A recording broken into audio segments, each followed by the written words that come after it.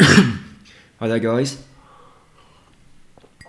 I have coffee. It's time for comments on comments. I haven't done one of these for a very, very long time. Last one was in March, I think. So I'm not going to go back and do all the comments that I've had since the last one. I'm probably going to go back about a month or two, something like that. But it is around about 7 a.m. and the school bus for Filippo will arrive at 9. So it's definitely going to be less than 2 hours. But I'm going to jump into it because these things do sometimes get a bit carried away. So something I can't possibly pronounce. Said, but how do you get more traffic like real life? Oh my god, imagine if you could do that. Imagine if on Forza you could have traffic jams, like a completely blocked motorway. It'd be an absolute nightmare. Like 3 lanes of traffic continuously, a whole load of lorries going down. Yeah, that would be a very bad thing. That we do not want traffic like real life. This little comment here, I get this a lot. This is on my Sims video where I'm telling people how to make money using a cheat called Motherload that gets you 50,000 simoleons. There's another cheat you can do. It's this one. You type money and then 7 nines and it gives you, pretty much the maximum you can get. I have made a video on it. I've just written this comment here with a link to the other video. That video as well is pinned on this one, but if you play The Sims, go and check out that video because when I did it, I went in the game, did the cheat, come back out, and went back in again because the video hadn't recorded properly, so I was going back in to do the cheat again. And it's not supposed to give you any achievements when you've been cheating, but when I loaded the game back up, it gave me a rare achievement for having reached a certain amount of money. So if you copy the way I did it, then there seems to be a little bit of a glitch where you can get the achievements that you're not supposed to get. So it's worth having a look. But the cheat, once you put the cheat codes on, if you don't know how to do that, watch the video. You just type money and then 7 nines. The capitals, lowercase, doesn't really matter. So there you go. If you're a Sims person, check out that video. That's the link to it right there. There is a link pinned, as I said, on this video as well. Right, Richie Lewis, glad to see you making new videos. Thank you very much, Richie. I did make another one yesterday, made a couple yesterday actually, that I didn't upload because they just weren't very good. So I know my videos are very amateur anyway, but sometimes they're so amateur that I think, nah, I'm not putting that one up, and I just scrap them. So I don't think people just want me to watch me just drive around. All right, Richie Lewis again. McLaren 720S is the Spider car. Hang on, I've got the McLaren 720S. I'm sure I have. I know I have. I have the McLaren 720S. So I'm trying to get a car I've already got. Are you serious? I'm going to have to check. Right, hang on. I'm in my office. Let me just pop my old Xbox on. I had a genius idea the other day. Oh, here's Filippo. Hello. Hello. Can I go and play? Right, what I did the other day, because I've got 2 Xboxes and I'm usually on the Xbox One X, but if my cleaning lady is here, which she is today, I stay in the office, and I'm on the, if I want to go on the Xbox, it's obviously on the old one. Why isn't this working? Oh, it's not working because there's no HDMI cable. But anyway, what I did the other day is I transferred all of my games onto a very small external drive. Well, all the ones that I play anyway. So now I can just move it up or downstairs, depending on what Xbox I'm on. But this one, the longest HDMI cable that I've got doesn't reach from the Xbox to the TV, so I have to use 2. And to bridge the gap between them, I use my capture card, because obviously on a capture card you have HDMI in and HDMI out. So I use that, but then that has to be plugged into some sort of power, otherwise it won't do anything. And unfortunately at the moment, not only is that upstairs, I could go and get it, but also the microphone that I'm recording this on my computer is using the only USB slot on my computer, so I wouldn't be able to put it on anyway. So let's just turn that off. So the console was already on, it's just not connected. So yeah, if the McLaren 720S is the Spider and there's no other version of a 720S that's not a Spider, then I've already got it. So thanks for that. You've saved me trying to do that annoying thing. That race is horrible. Like I did the Holyrood one, and I didn't rank anywhere at all because they're much too fast for me. But it wasn't too bad. The Holyrood course is quite nice to drive. I've driven it a few times before. But that's the noise of the dog dropping his bone. But the other one, the one that's up in the city centre, it's just horrible. Really tight, horrible little bends. What are you doing? He's got two. He's got 2 bones and he's trying to get them both in his mouth at the same time. Yeah, that course is horrible. So I really, really struggled with it, and it was driving me nuts. So I was thinking, I really want that car, and I've already got it. So there we go. Who would have thought it? I can get out of the Senna now and get back in something else, because I've been driving around in the Senna. I actually did 8 laps of Goliath last night, just to get used to driving the Senna. And my times were still 10 minutes, so I wasn't very used to it at all. But yeah, I can switch over to something else that I prefer driving. Although the Senna is nice, but I have got a lot of other cars I preferred. Dog Cien, so this is LCD Dog, or LSD Dog, or Dog LSD, something like that. He's changed his name. That's in my head. You will always be LSD. There's Snoop Dogg on LSD. That's what you're always going to be in my head. In my head, you are Snoop Doggy Dogg on a trip. I like doing those in Clean Racing Forza Edition bonus cars. Nice idea with the wiggles. Yeah, those wiggles work incredibly well. And on that particular track where they're wiggling on the left and you can go down the right, it really means you don't have to see them again. I did set up a 10-lap version of this track, and I got past them on the first set of wiggles, and I never managed to lap them, but I never went near them again, so they were never in the way, which I thought was pretty good. So it's nice how they go off to the left, wiggle around quite a bit, and then they're out of the way for the rest of the race. And of course, if I'd have done too much wiggling, then you probably would have ended up lapping them. And if you lap them at a place where they are wiggling, it can be a bit annoying, because they end up getting in your way. And especially if you've put everything on maximum, including damage, then that can really mess up your lap completely. So the car that someone suggested, I saw in the comments, was the Reventon, because it's a credits bonus. And I'd forgot about that car having the credits bonus, so I've been doing it in that. I changed my tune on it to an S2 class to get the maximum top speed that I could, just to speed up doing the lap a little bit. And what I did the track, all 10 laps, got to the end, and I recorded just going over the finish line. So I did like a capture on the Xbox so I could show you. So on the next video I was going to say, hey, this is what you get for it, so you didn't have to sit through me doing the entire thing. And I can show you the rewards. And then directly afterwards, what I realised that I hadn't done, which was really stupid, is I hadn't taken any of the perks in that car. And some of the perks in that car would, one of them is like a event influence of so much percent and various different things that would really boost what you get.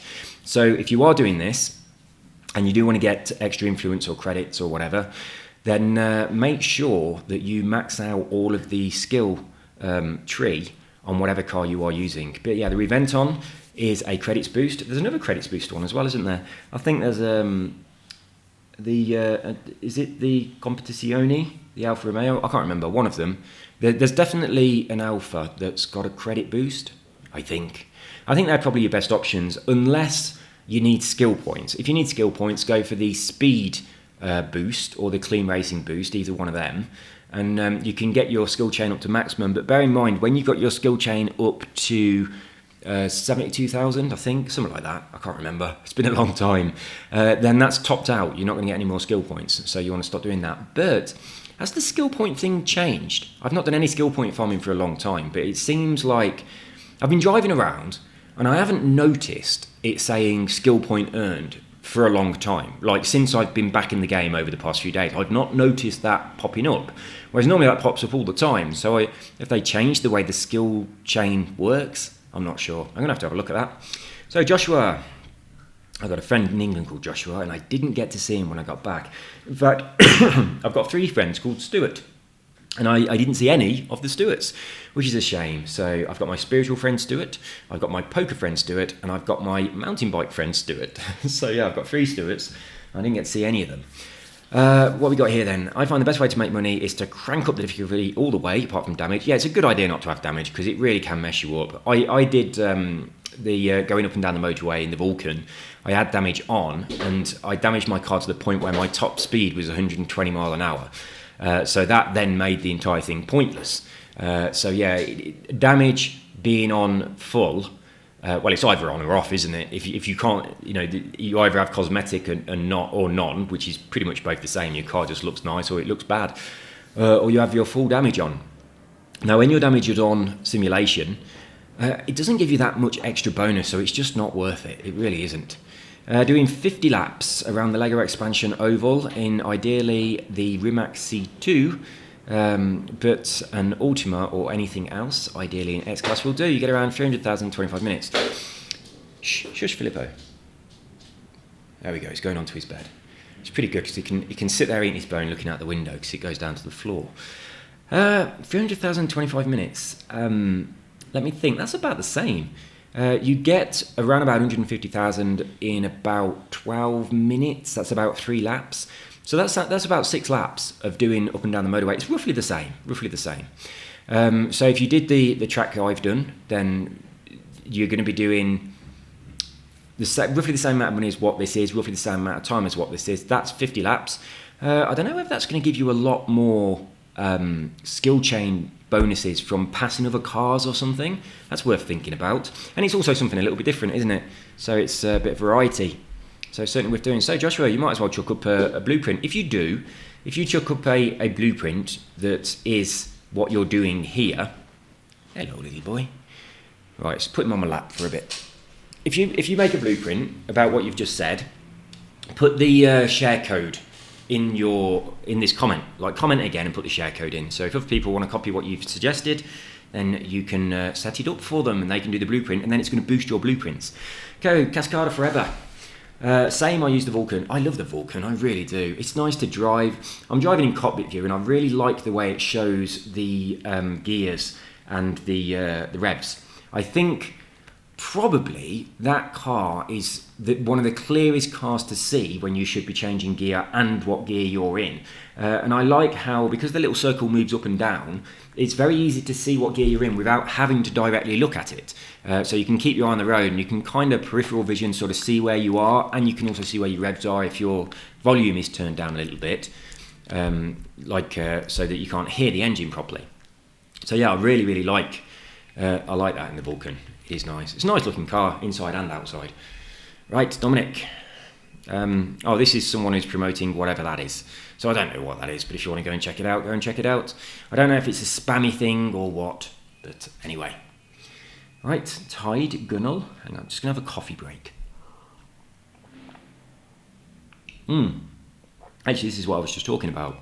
My coffee's getting a little bit cold and it's got milk in it, and cold coffee that's got milk in is not a good thing, so I'm going to have to make sure I drink that. So anyway, it was Tide who reminded me about the Reventon having the credits boost.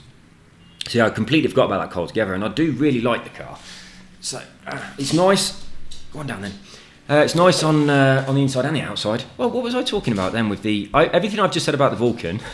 I meant the Reventon. On the Reventon dash, the way that little thing moves up and down, it looks like someone on a trapeze, like a bungee, and that moves up and down to show you your revs and to show you what gear you're in. That's what I was talking about, and I meant the Reventon dash, not the Vulcan. I like the Vulcan dash, I like the Vulcan car, but I was thinking about the Reventon when I said all that. And I don't use, excuse me, I don't use Chase View so much now. I do use it if I'm laying down a track.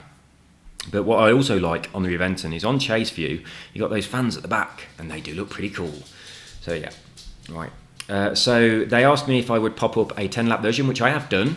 My comment here, at the moment, it's called just $3. But what I was thinking of doing is checking out what you get for your rewards and then calling it that. So many minutes, so much credit, so much experience, and calling it that so people can see it on the blueprints and think, yeah, this is what this does for me. So I thought that would be a lot more useful to people than just kind of like money. So useful to Mr. Krabs, but not really anyone else.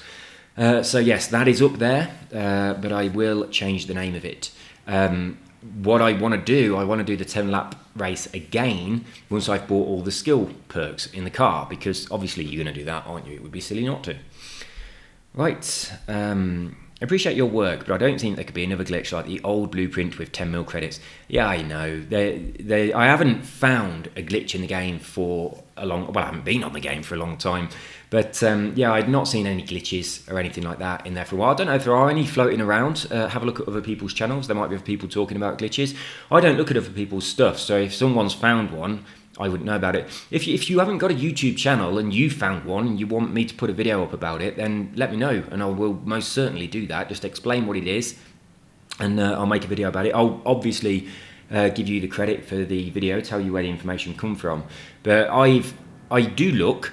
I do try and find things. I try and do things the way they're not supposed to be done. I always do it on all games that I play, and I've found several glitches on several games.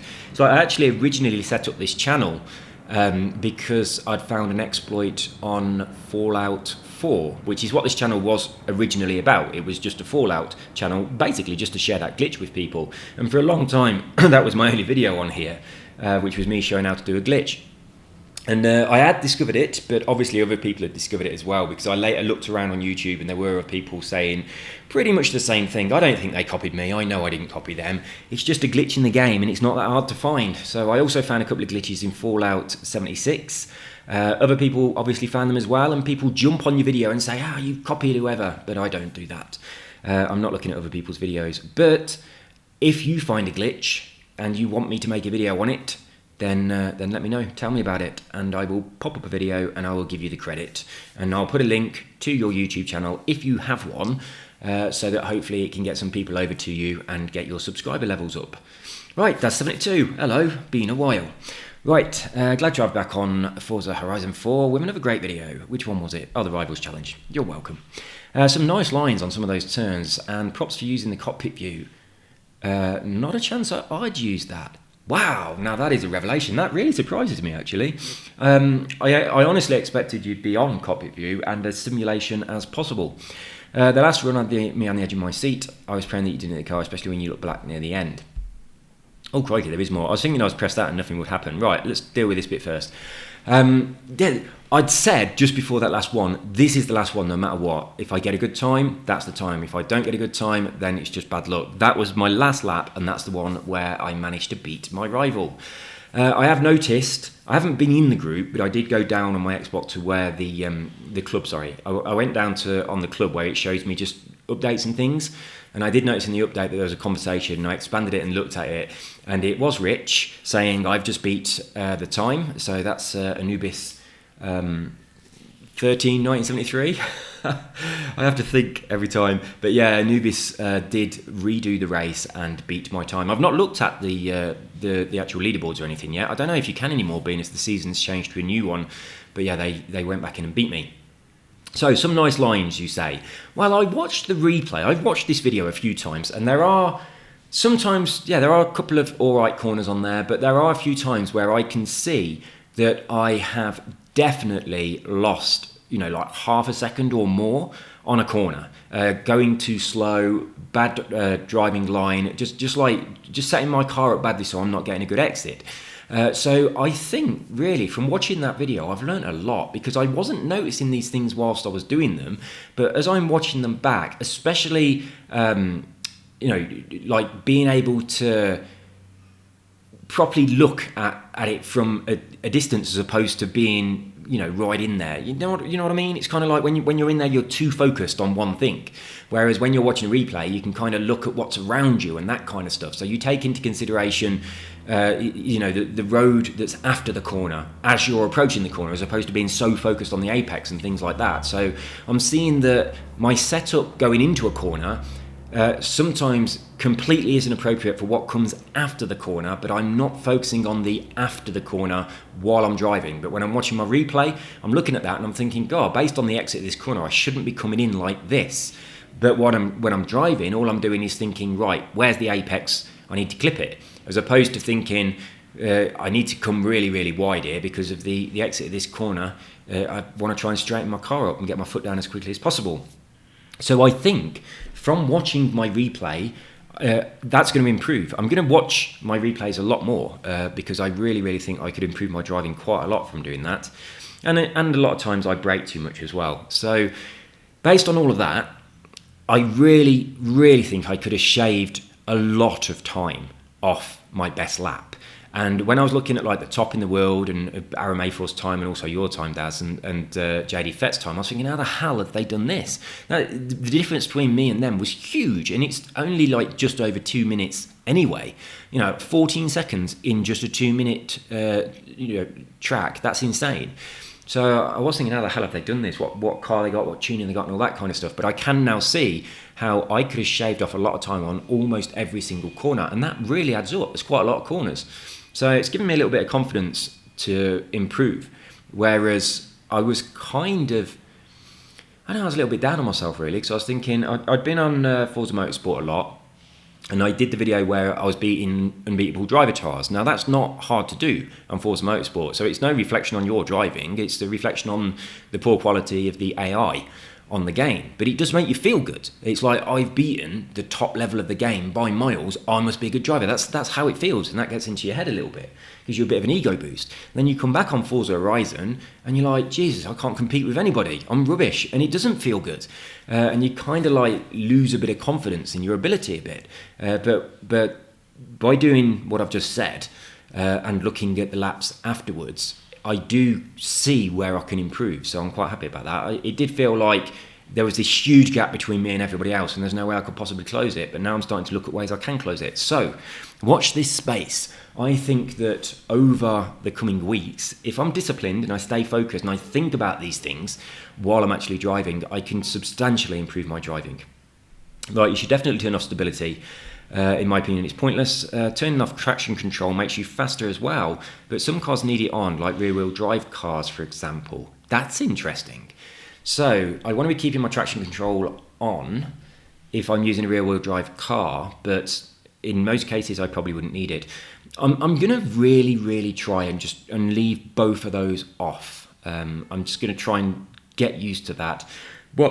Excuse me, I need to focus on smaller inputs on my controller. I was doing this. I've kind of slipped out of it a bit because I had that big break.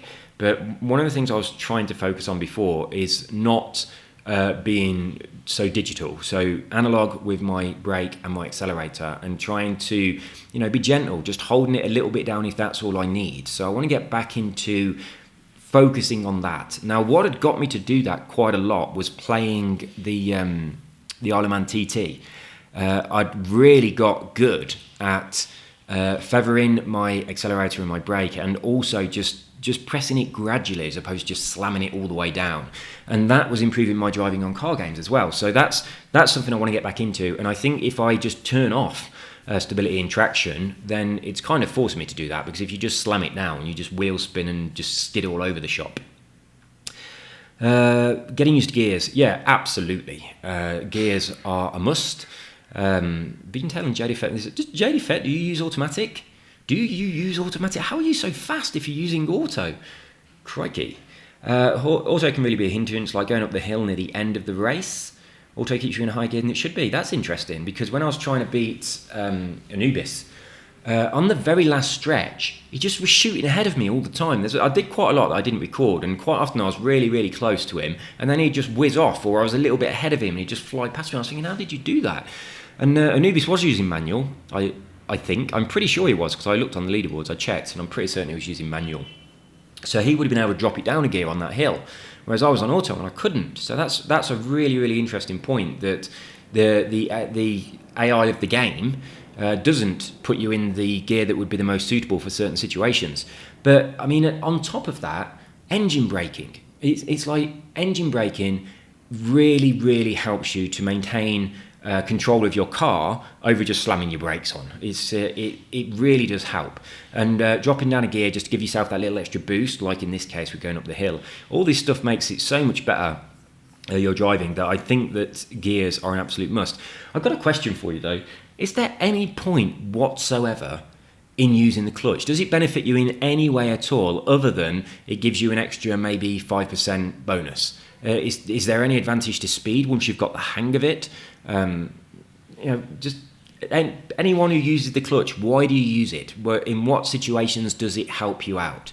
I can't think where it would really help you out. I can't imagine a situation where you might need to coast and just hold the clutch down or anything like that. I mean, how does it help you?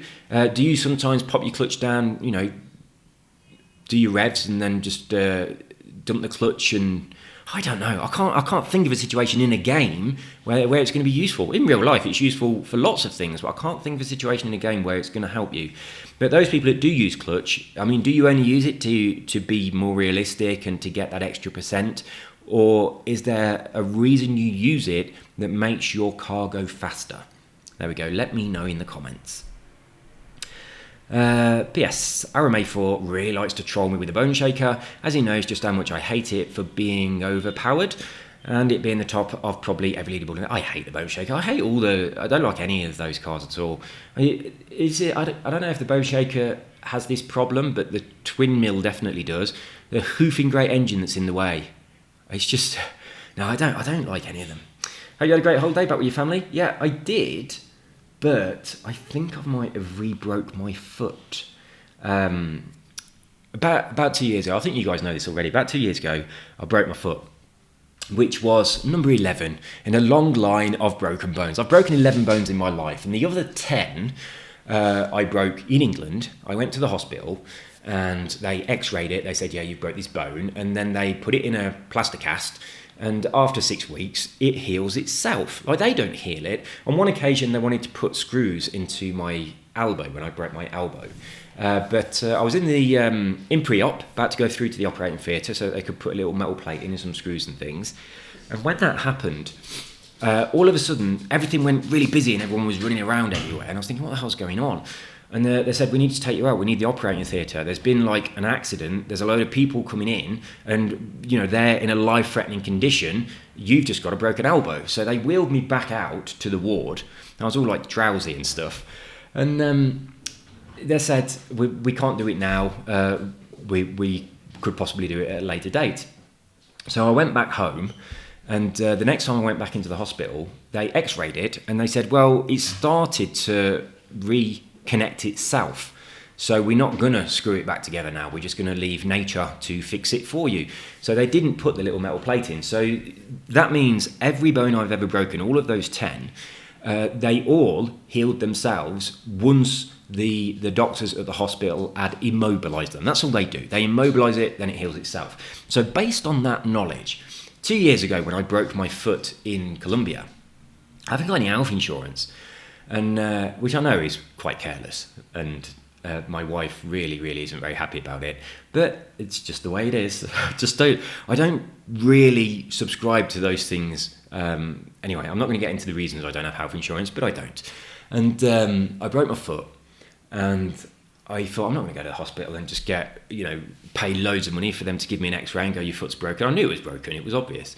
And then they're going to put it in plaster and then it will fix itself. I'm not going to pay them to do that. I could look at my foot and I knew it was broken, and I could feel that it was broken because it's a very, very familiar pain. I've broken a lot of bones.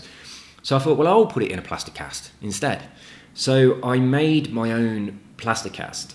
I didn't use plaster, I used paper mache, which sets really strong. I mean, it's a good solution for, fixing bones. Unfortunately, I don't think my foot was quite in the right position when I did it, because now my big toe sort of points in a different direction to what it should. And also I've got if you go along my foot away from my big toe, that bone, that big sort of, like a foot knuckle. I don't know what the foot term is for your big toe's knuckle. But anyway, coming back along there, it's much bigger than my other foot, and it's put me up like half a size in shoes. I was a 10.5 anyway, like UK sizes, which is really annoying because a lot of places don't have halves. So you've either got 11s that feel and look too big and you feel like a bloody clown, or you're wearing 10s and they're a bit too tight. So I always buy 10s and just hope that my feet sort of stretch them out a little bit, which is what normally happens. Most shoes have a bit of give in them. But now, my right foot, it just really is painful to squeeze it into a size 10. So I'm having to, have a loose left and a tight right, whatever I do, whether it's 10, 10.5 or 11. So it's really annoying. So anyway, the reason I'm telling you about when I broke my foot is it's a couple of years ago. But when I was on the boat, we were in a lock and the boat was going down in the lock. Like, it was emptying the lock out, and I'd just done all the lock gates and things, and I wanted to jump back down onto the boat, but it'd gone down quite a bit already. But I thought, I'm quite good at that kind of stuff, like parkour and that kind of stuff. I can do really well. I'm a really good climber, and I'm good at those kind of things. So I just jumped down onto the boat without thinking about it at all, because that's completely what I would normally do. That's probably the first time I've jumped any distance since I broke my foot. And when I landed on the boat, it's bloody hard. It might be floating in water, but there's no give whatsoever. You're just landing on a solid big chunk of metal.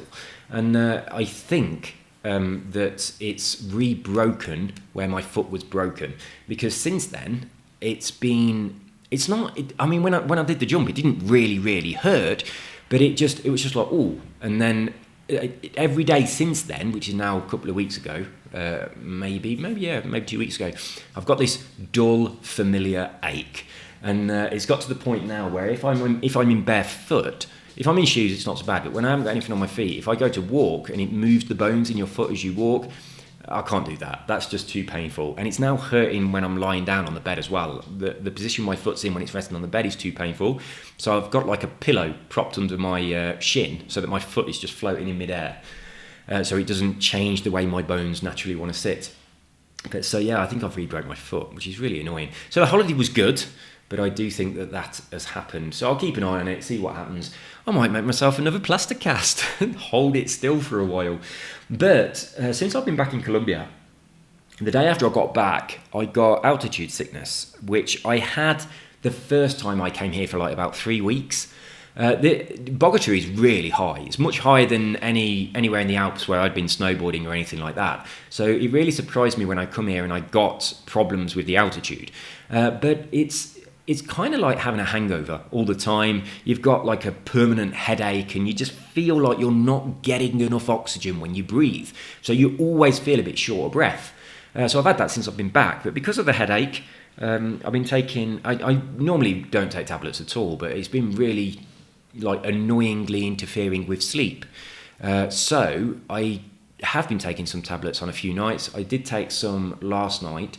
And that seems to not only help the altitude sickness, but it also helps my foot as well. So my foot's not really hurting at the moment, but I think I've still got a little bit of the effects of those tablets that I took. It would probably be about 6 hours ago or something, maybe about 1 in the morning, 2 in the morning, something like that. So yeah, it's not hurting now, but I do think it's broken. Not badly or anything, just like where it was broken and it had sort of healed. I think that heel is sort of, gone back maybe a few weeks through the healing process. It needs a bit more time of not being moved. There you go. Wasn't that Arame 4? Oh no, that was Daz. Alright, so this is Arame 4. Let's open this up. Let's have some of this cold coffee. I take the bone shaker to troll Daz. He hates it. Eventually, I usually use the car I want to, unless a really good lap with the bone shaker. I can also check the leaderboards and start the race from the rivals. You can also check the leaderboard and start the race from the rival screen. Yeah, I noticed that. I noticed it when I was watching back this video. So yeah, I did notice there's other places. I really wish it was just on the main menu though. There should just be a thing that says leaderboards, and you go in there, you choose a track that you want, and it tells you the leaderboards for whatever class you've chosen or whatever. It'd be a lot better if they did that. Just had it really easy to access from the beginning. I imagine it's something that people want to look at regularly, and it's just it seems to be kind of hidden away. Right, I've got a time on Prague Forza Motorsport 7 if you're interested. I have times on loads of tracks on Forza Motorsport 7. Not all clean though. Assists, you can wean yourself off slowly, and practice is the key. I love that track on Prague. If you've never been on Forza Motorsport 7, watch the video I popped up the other day saying beautiful Prague. Not for my racing, just to look at the track. It's so nice. It's just designed really well. All the corners are nice. It feels nice to drive, and it just looks nice as well. The track scenery, it's just incredible. Really, really well done. Excuse me. In fact, I've never been to Prague. In fact, I was going to go to Prague and I paid for it, and we ended up in Stockport. This was a few years ago. One of my friends was having a stag party, and we all the people that were going on the stag party paid to go to Prague. And the person that was organising the stag party didn't buy the tickets, and they kept putting it off and putting it off and putting it off until it was like a couple of days before we were supposed to go. And they went to buy the tickets, and then obviously by that time they were much more expensive. So the only thing that they could afford was a weekend in Stockport, up by Manchester. So we went there instead.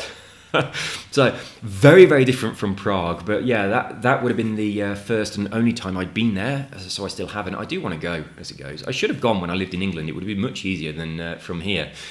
But anyway, I've not been, but some of my friends have been. And when they went, I didn't know where they were going, but they put a load of pictures on Facebook. And based on the photos that they'd put on Facebook, I instantly knew, oh my God, they're in Prague. And the reason I knew was from doing that track on Forza Motorsport 7. It's incredibly well done. I mean, there's There's a building there with a burnt out window with like black smoke stains above the window. Now, I imagine, I don't know because I haven't gone and checked, but I imagine that exists exactly if they've recreated it in Prague in real life. It's just so good. It really is. The attention to detail is brilliant, and there's quite a few like painted on the wall sort of billboard poster kind of things as you drive around. They look like a 1920s sort of style, and they look brilliant. They really, really do. Definitely worth checking out that track. Just watching me or somebody else drive around it on YouTube, or get on there yourself. It's beautifully done. It's pretty much the only thing I do on Forza Motorsport 7 is drive around Prague, and the Bernese Alps one as well. I like that one too. I think mostly because I'm a snowboarder and I like mountains and snow and that kind of stuff. But that's also a nice lap to do. The corners are nice. It's not as nice as Prague, and it's also not as beautiful, so I don't do it so often. But if I was doing like 50 laps just to get a load of credits, that one, I think the laps are a little bit quicker on Bernese Alps than they are on Prague. So you just put your driver tires on unbeatable. And then you go and do 50 odd laps and you get a ridiculous amount of credits for that, especially if you're using the mods that double everything up. So I wish they'd up the AI on that game. I'm very interested to see what your time is on Prague, and it's going to be a hell of a lot faster than mine. So I mean, how many laps does it take before you are lapping the driver tires over and over? It must be frustrating for you. I don't really like racing against real people. They're very unpredictable, they do annoying things, and it's not a nice experience. And very often when you are racing against real people, first of all, you have to wait for enough people to be in the game. And there's all timers that you don't get when you're offline.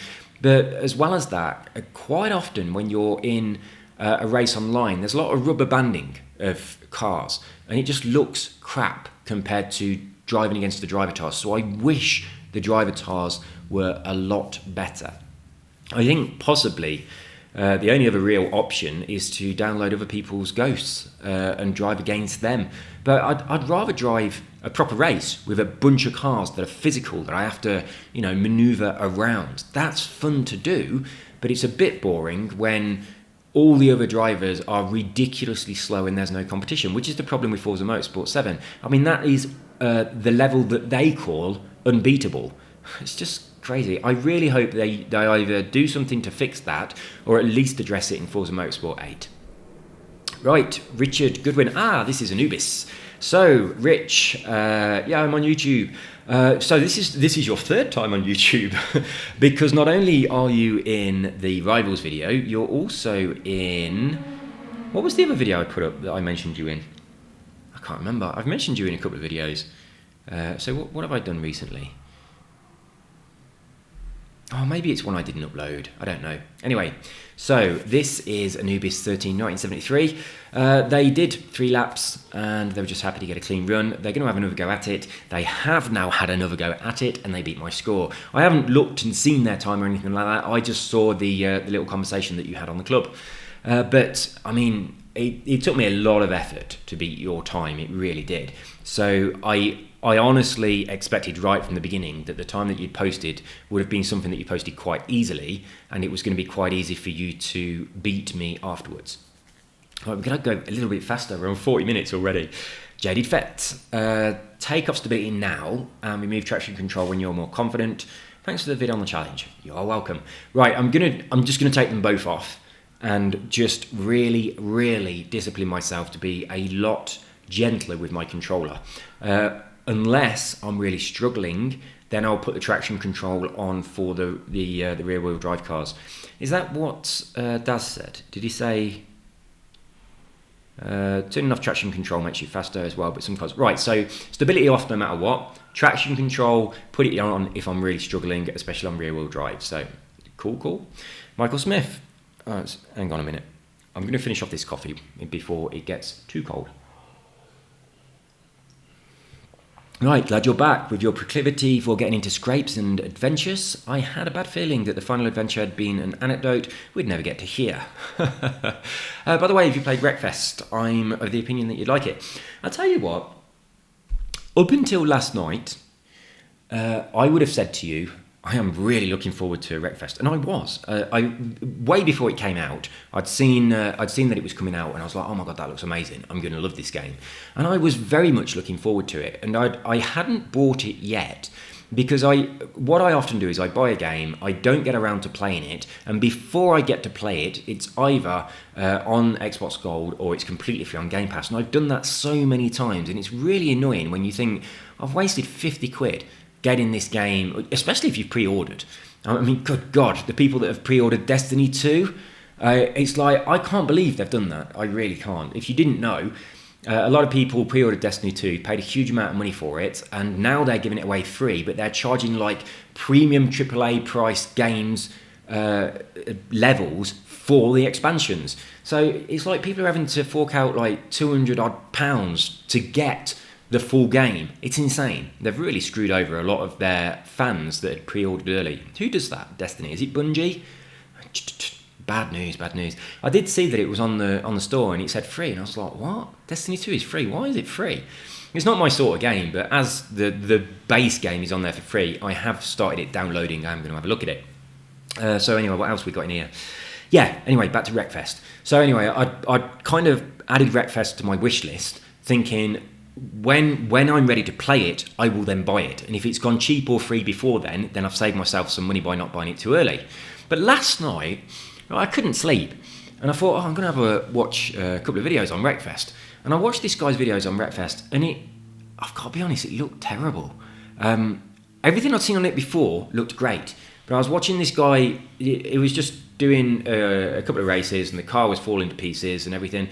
And it just didn't look the way I thought it was going to look based on everything that I'd seen previously and heard previously, and it looked a lot worse. It's like the car looked like it was made out of paper. It was just crumbling in really ridiculous ways that wouldn't happen in real life. It really put me off it. It really did. And it's like, even the gameplay didn't look much fun. I don't know how much skill this guy had, but it didn't look like it was very easy to control the car. And after not much time at all, it was down to 3 wheels anyway. But I ended up watching quite a few videos, most of them with the same guy's video. It's an American guy with a very American accent. And it just wasn't, it really, really put me off the game. It just looked like it wasn't as much fun as I thought it was going to be. And it looked like the cars looked like they were made, they looked like they were really light. I mean, there was a track that was like a Hot Wheels sort of track. And he went up this slope, and then it was just like floating in the air for absolutely ages. And it just looked terrible, absolutely terrible. And I thought the idea of Wreckfest was like very realistic crash damage. And it's not, that's not what it is. It was just this ridiculously floating car that spent probably about 30 seconds going into orbit. And then when it came back down, the way it crumpled was just so unrealistic. But yeah, I don't know. I'm not going to buy it at full price, definitely not. But if it goes quite cheap, then I'll get it, because I was really excited about it. But last night, the videos that I watched kind of did put me off. So if I'd recorded this video yesterday, I'd have been like, yeah, I'm really looking forward to it. I'm definitely going to get it. I haven't got it yet because I'm just playing other things at the moment. But it is on my list. My list has changed as of last night. Right, Dog Cien. Well, you've been gone for a long while. You seem to be back at it, eh? We missed you. Thank you very much, and I hopefully will be back.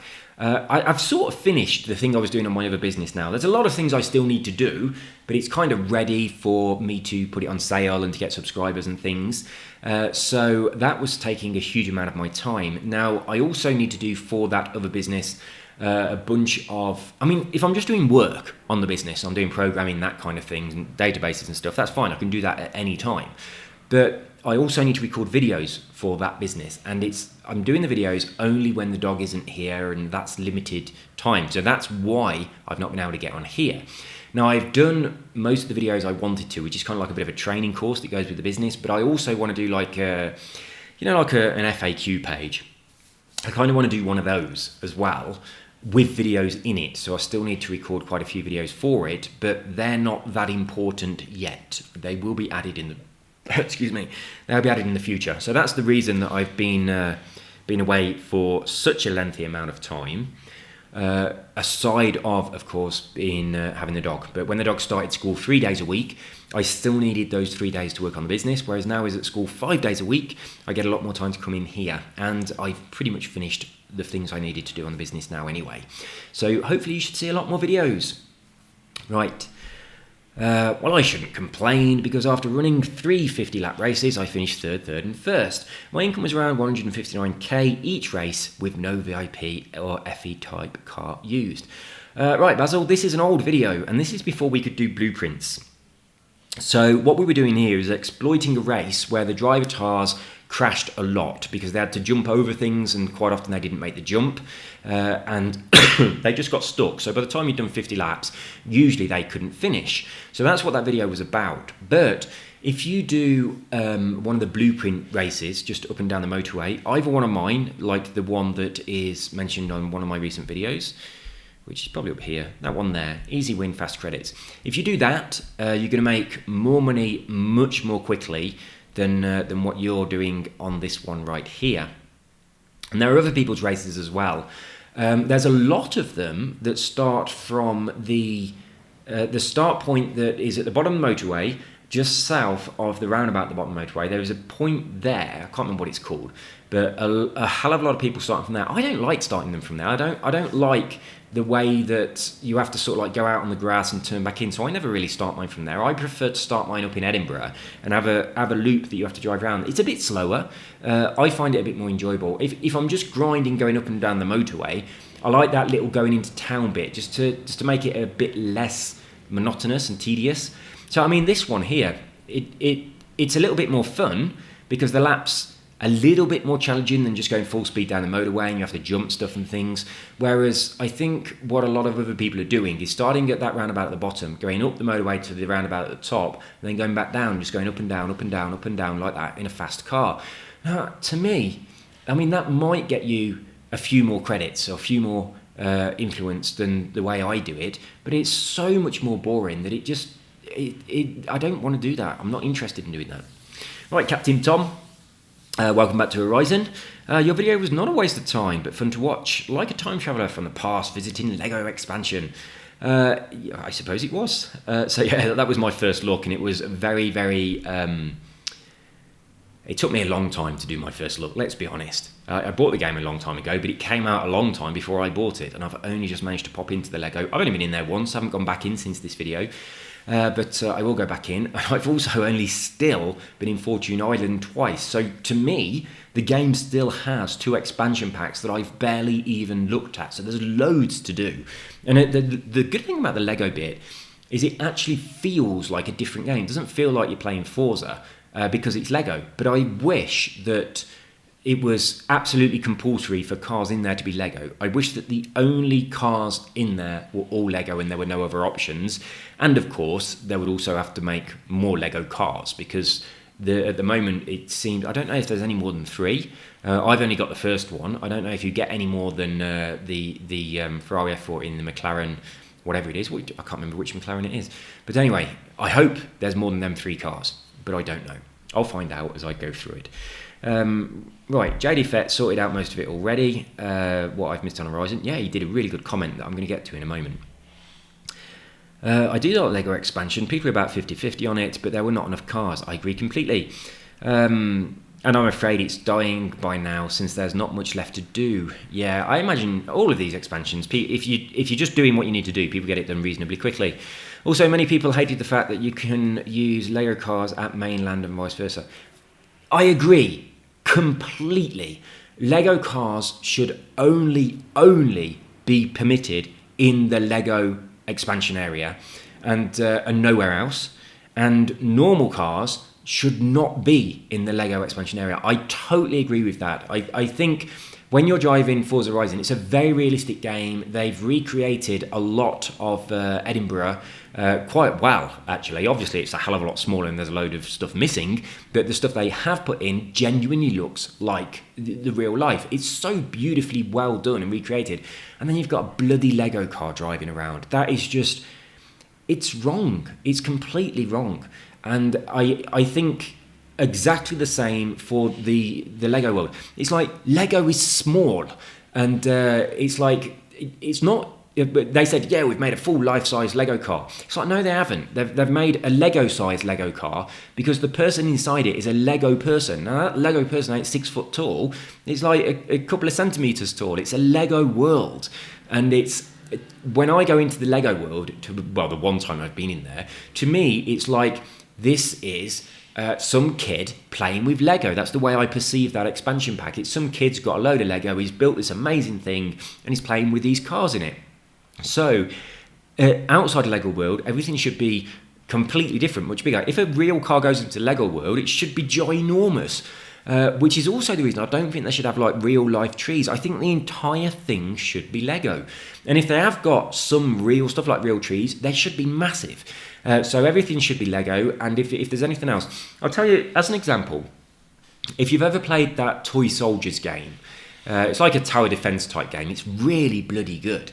But you're playing with like little toy soldiers, but you can see other stuff around you that's real size. Same with Micro Machines. When you play Micro Machines, the cars are tiny, like little toy cars, and you'll like have to drive across a ruler to bridge 2 desks or something like that, which is normal size. That's the way I think this expansion should be. The Lego car should be Lego-sized Lego, not giant Lego bricks. So that the McLaren is a real size McLaren. I've got a really blocked up nose. Just bear with me one moment. I need to blow my nose. Oh, that didn't help at all. Right, let's crack on.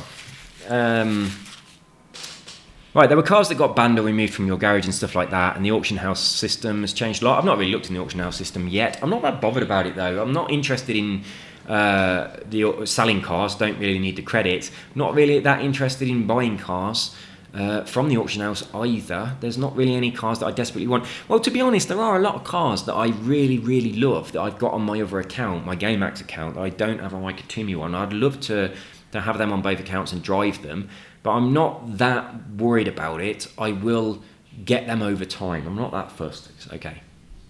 All right, good to see you back. I was concerned something terrible had happened to you. Yeah, so were a lot of people. My friend John said that he's been reading through my comments on my YouTube videos. I need to get back on there. People are asking where I am, wondering if I'm dead or not.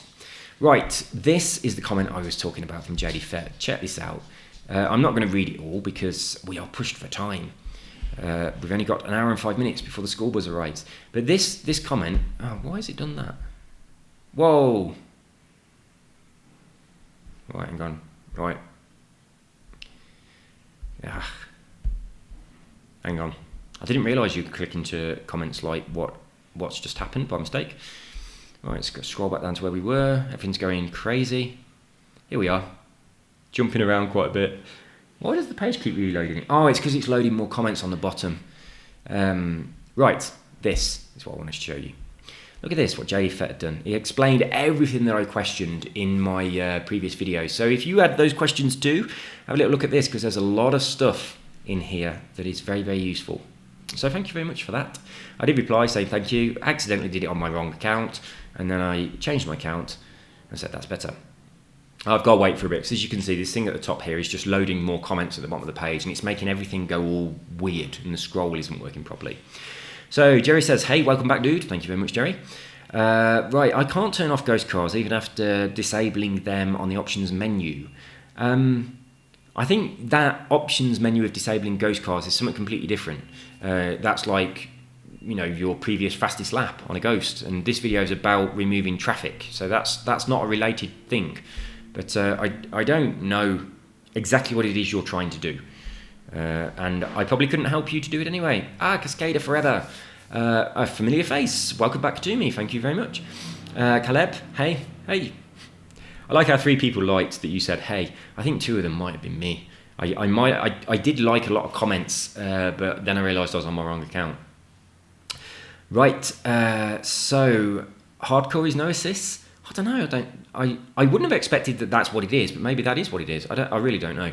But I didn't notice on the hardcore list what it said, because if it is that, then it would say, because it tells you, doesn't it, what people have got, whether they're in automatic or manual, traction control, and all that stuff. So if that top 16 hardcore people is all having no assist, then that's what it might be. But there are only 16 people in there, which is not many. I think it's the top 16 overall in the world, but I don't know. But yeah, I did comment saying I didn't think of that, and I might give it a go with no assists. I am going to work myself up to no assists. This page is using significant memory. Closing it will improve the responsiveness of your Mac. Closing this message will improve the responsiveness of this page, I'm sure. Right, it is. Something has gone wrong. Look, it keeps doing this. I might refresh it. I'm going to refresh it. Right. And hopefully... it probably won't load now. It's probably going to be... here we go. That's good, because sometimes my internet just goes off completely. Right. That's better. So now I'm going to scroll down to where I was. I was at Miserable Old Git, wasn't I? Let's have a look for your face, your smiley face. There you are. Miserable Old Git. All right, thank you very much. Right then, this is all about the lap that I did on Forza Motorsport. And this guy says, unless the driver tiles in Forza Motorsport are dramatically different than Forza Horizon, then if you start out front, of course, it's easy. No, it's not, right? I am not a good driver. If I am driving, right, if I'm in pole position on any game at all, and I have got the difficulty set, like highly skilled or higher, then I can't stay in pole position. I can't block the other cars. They overtake me. I end up in last position. Now this driver tile level, this is unbeatable. It's the top level the game gives you. Now on top of that as well, and I did say this in the comment here, what I then did, I wrote this comment and then I actually did it, and I recorded a video doing it, but I'd got the sound levels wrong, so I scrapped the video, but I might do it again because it was an interesting video. I started the lap again. It put me in pole position. I pulled over to the left and I just let everybody pass me, and then I started in 24th position, and we got to the first corner and they all lined up in a big queue to go around the first corner. So I stopped again. I didn't want to blast past like an entire queue of cars. That wouldn't have been fair. I wanted to do the test properly. So I just parked and I let them go around the corner. And bearing in mind, they were waiting for each other and going round one at a time, which is terrible driver tar behaviour anyway. They all spread out until the final one had gone round the corner. And by this time, the first one was miles away because they'd been waiting for each other. I didn't start the race until then. Then I started the race, and even with my driving, I got up to first place and I crossed the finish line in first position by lap number 9. Now I set it to 25 laps because I just wanted to see how many laps it would take me. I said on this comment that you only need about 10 laps to do what I've just said, and I was right. It took me 9 laps to get into first place, and I actually crashed on a couple of occasions. I didn't do perfect driving. I crashed on a couple of occasions. I was stuck behind someone for quite a long time who I just couldn't seem to get past. They just seemed to keep blocking me. But before lap number 10, I was crossing the line in first. And once you got into first, the gap between you and the cars behind you just grows and grows and grows. So there's no way that that's the way it should be. No way. The driver tars are way, way too low. They really are. They're far too slow. And it just completely ruins the game. It really does. RMA4, you play it. I'm sure you'll agree with me. The driver tires are shockingly bad. You can start at the back, weave your way to the front really quite easily, and you'll be the first person across the line in no time at all. Now for me, that was lap 9. For someone like Daz or MA4 JD Fair, that's probably going to be about lap 5, which is insane. The game needs much higher difficulty settings. It really does. Now, I'm guessing from your comment that you haven't played it because you said, unless the driver tiles in Forza Motorsport are dramatically different from Forza Horizon, which leads me to believe you're familiar with Forza Horizon, but not Forza Motorsport. It's not what you're saying. The AI is just shockingly terrible. You need to be able to turn them up a lot more. Well, to be honest, it's like, Unbeatable just needs to be harder. It's called Unbeatable. And as I said as well, I think I said this on the video when I was making it, I've got like assists on with my car. I've got like traction control, stability, ABS and all that kind of stuff.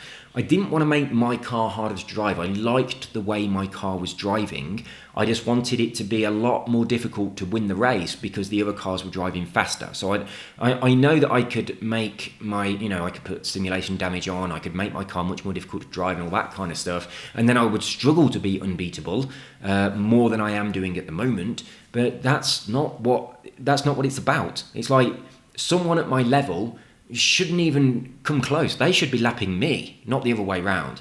So yeah, it ruins the game completely. And I know that track pretty well, but I'll tell you what, if you compare my time to Aram A4's time, it's going to be a huge difference. I'm still not doing it well. I'm not doing every corner the way I should be. I'm not clipping every apex or anything like that. I'm still not a good driver, but I do know that track. Now, I also jumped onto Silverstone that I don't know well at all. And I did a 6-lap race. And I started in about 10th, and I was on a P-class car, and I did a 6-lap race, and I was useless, didn't come anywhere, simply because I don't really know my braking points. But on that go, I kind of paid attention to the two really important braking points, like those two sharp lefts. The track is a little bit like it's sort of very, very similar, isn't it? It's like the first half is very similar to the second half, and there's the long straight, and then the left, which is quite sharp, which goes into the dirt trap, and you've got kind of two of those. So I really paid attention to my braking points on those two places. I didn't really pay much attention to anything else. I then restarted and did another 6-lap race in the P-class car. Again, I started halfway down the pack, and I managed to fight my way to the front, and I won 6 laps, and I beat Unbeatable Drivatars from starting halfway back on a track I'm not familiar with, in a car that I'm not familiar with either. So it's just, the settings are too low. It's just too easy, and that absolutely ruins it. Right, thanks man, helps a lot. You're welcome. Why do dudes always play as chicks? Never made sense. Right, I have replied to this, and then they replied back again then saying, so you're just a creep. Right, no, I'm not a creep. Right, for an example, I prefer playing in an Alfa Romeo, an Aston Martin, or a Maserati to any other car, because I just think they look better. And I have to look at the car, and I think they look better than all the other cars. Right. I prefer to play a female character than a male character in a game, because I think they look better. And I would rather look at something that looks better. I'm not perving or creeping, it just looks better. Right, for an example, in Guild Wars, there was some like elite armor that you could get. It was quite far on in the game, it was very expensive to get. The gladiator armor, and on the female character it looks amazing, but on the male character it looked absolutely shit, and it's a really hard thing to get in the game. And I mean, I had a female character on the game, and I can remember I was standing in a little group of people, and there was a male character wearing the same armor as me, but obviously it's different, it's the male version. And I was thinking, thank God I haven't got a male character, because their armor looks crap, and I'd be really disappointed if I'd got to this stage of the game and spent all that money on getting that armor. It looked crap. And I've noticed it in a lot of games, like the clothing or the armor on the female characters seems to always look better. Same on Forza as well. The clothes, they just suit the female drivers a lot more than they suit the male drivers, so they look better. If you want the male to look good on Forza, you're basically putting him in some jeans, like a pair of Vans or something, and a t-shirt. And there's not much else that looks very good on the guy in Forza. It really doesn't. A lot of the other stuff just looks absolutely ridiculous. But the female drivers, there's loads of stuff that looks really good on them. I mean, at the moment, I've got the little t-shirt with a pizza on it, and I've got the little velvet red shorts. They'd look ridiculous on a guy, but on her they look good. And I'm not saying they look good in a pervy or creepy way, it just looks good. It looks good. And it's like, what I did say in my comment here, I never consider that the character I make in a game is me at all. It's just someone that I'm controlling in the game. So like I always think about them as being somebody else, and I think about them as having their own little personality. And it's like when I get clothes on the wheel spins, I often think to myself, oh, she'll like that. Sometimes I even say it. I say, yeah, she'll like that. Or I say, oh, she looks cold, she needs to change her outfit because it's winter now, and those kind of things. I think about it as being another person, but never in a way that's creepy.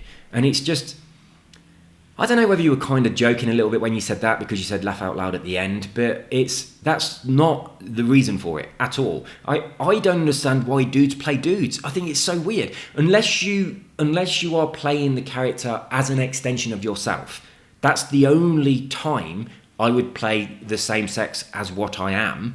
Aside of that, I'd play what I think looks the best, what I think looks the coolest, what I think has the best clothes or the best armor in the game. I mean, that's just the way I play games. I think it just looks better. And again, as I said at the beginning, it's exactly the same with the cars.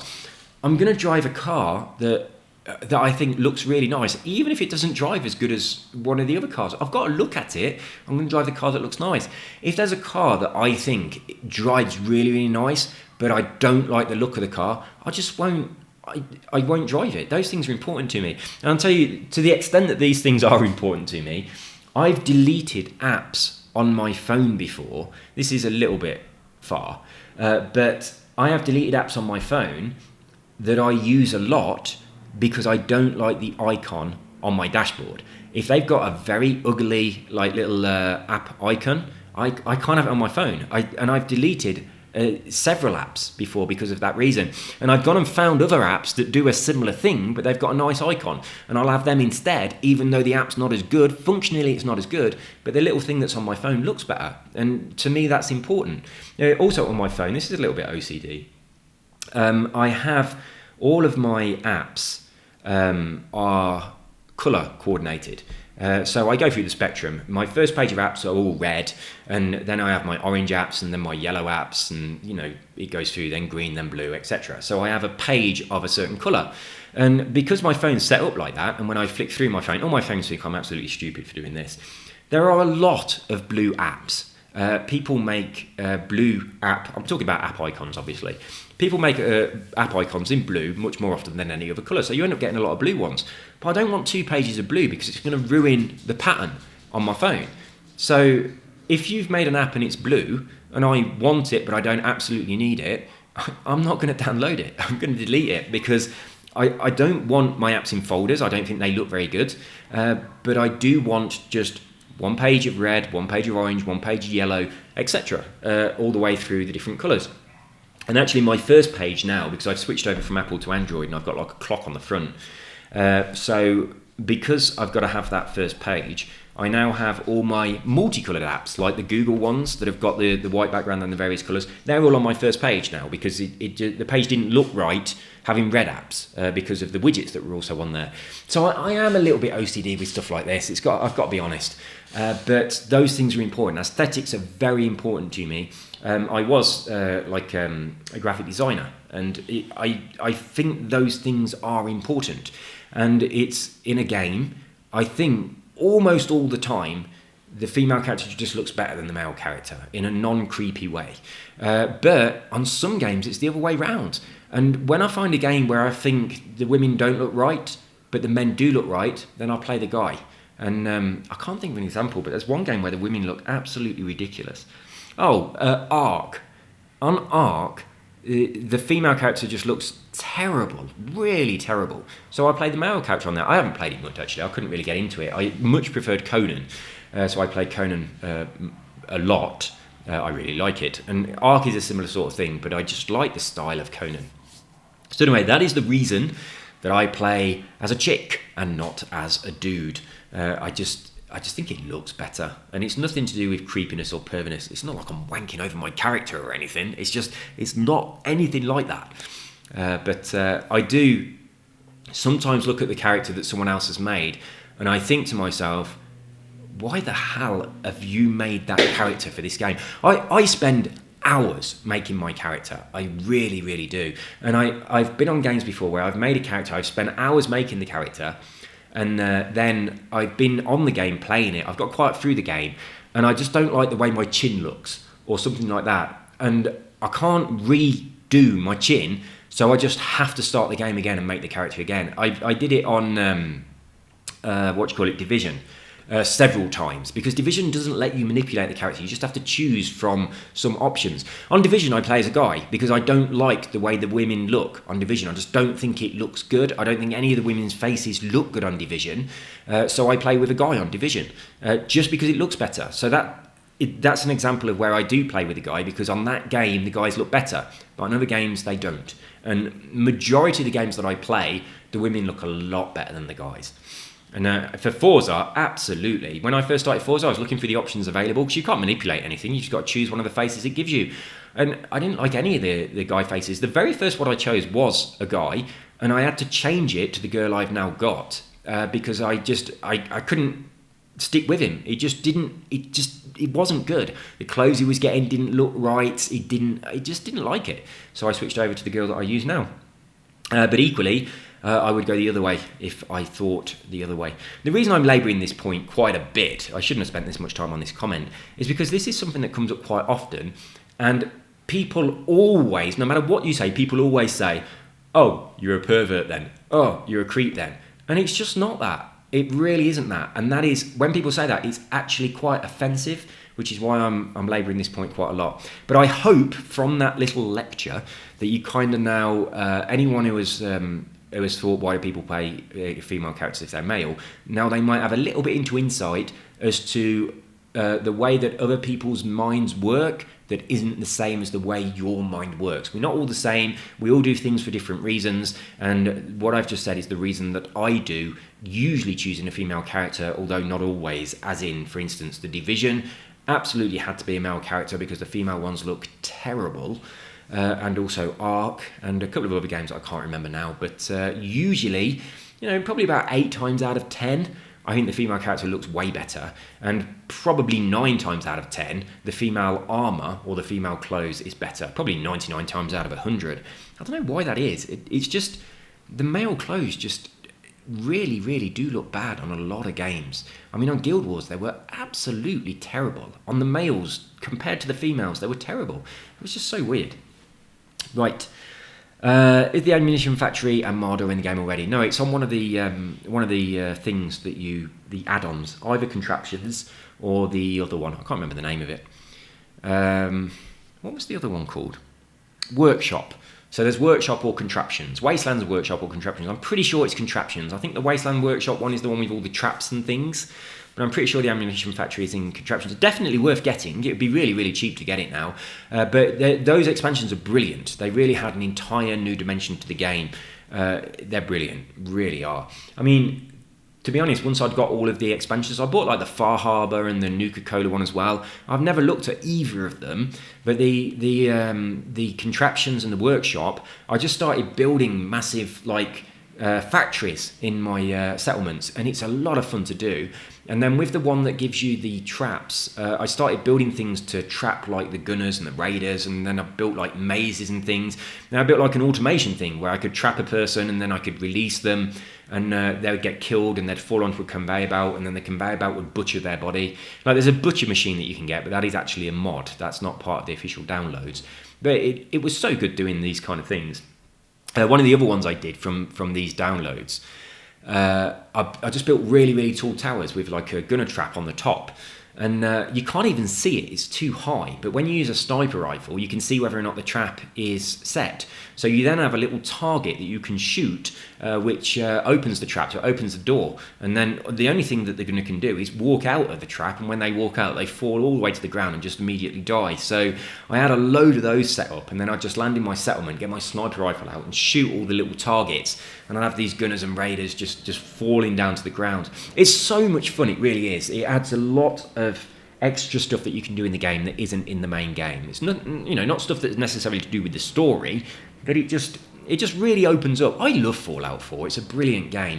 It is so well made. I know I've mentioned this before, but one of the things that is brilliant on Fallout 4, which I've not really seen on any other games, is at the beginning, when you're choosing if you want to be a guy or a girl, they're standing in their bathroom looking in the mirror.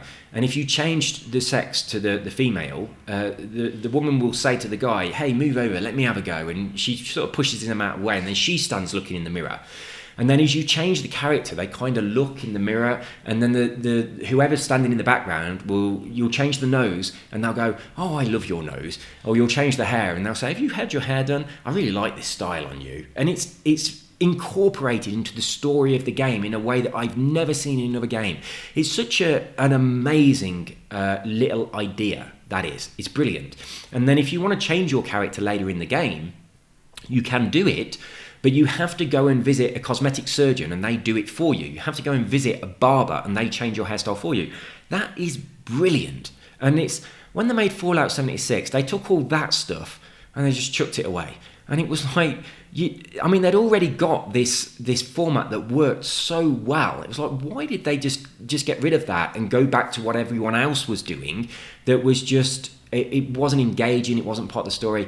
I mean, there are so many things in Fallout 4 that pull you into the story of the game in a way that doesn't happen in other games. Things that are just, options which are incorporated into the story. And it's done so well. It is really, really ingenious. And then they came out with the crap that is Fallout 76. And it's just... It's such a massive step backwards from Fallout 4. It really is. Fallout 4 is a shockingly brilliant game. The story's brilliant. It's just the way that the story it plays out is really good as well. You've got several different endings that you can have, and then also you can go into survival mode. I've completed it on survival mode as well as normal, and I've also used lots of mods to make the game different. I've cheated and got up to maximum stats right from the beginning and played it that way. But on survival mode, it's like you can't fast travel anywhere, and it makes it so realistic and engaging, and it's so good. And there's a mod that you can get, so you can put this. This is the way I like to play it the most. On survival mode, you cannot just save in random places, which is really bloody annoying, because sometimes that you want to save because you're about to go into something where you're probably going to die. But there is a mod that you can get where you get a little tent. So the only time that you can save is when you sleep.